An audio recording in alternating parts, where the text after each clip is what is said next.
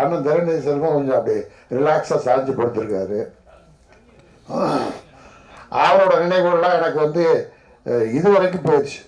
இலங்கை தமிழர்கள் பிரச்சனை வரைக்கும் போயிடுச்சு. பழனி இருக்கார். எல்லா நண்பர்களையும் பார்க்குற ஒரு நல்ல வாய்ப்பு கிடைத்தது. அப்புறம் எனக்கு நினைவுகளெல்லாம் வந்து ஒரு 45 வருஷமா அந்த நினைவுகள் அப்படியே ஓடிக்கிட்டே இருக்கு.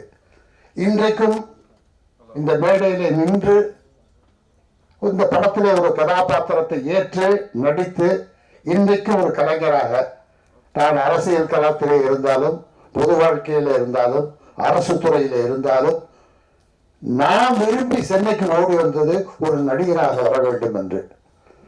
அந்த தொழில்தான் என் நெஞ்சுக்குள்ளே நிறைந்து கிடப்பது. அது இன்றைக்கு வரைக்கும் எனக்கு கிடைத்திருக்கிறது என்றால் அதற்கு காரணம் கலையுலக பொதுமக்களும் பத்திரிகை நண்பர்களும் ஊடக நண்பர்களும் தமிழக மக்களும் தான். அதற்காக இந்த மேடையிலே நின்று நான் எல்லோருக்கும் நெஞ்சார்ந்த நன்றியை நான் சொல்ல கடமைப்பட்டிருக்கிறேன்.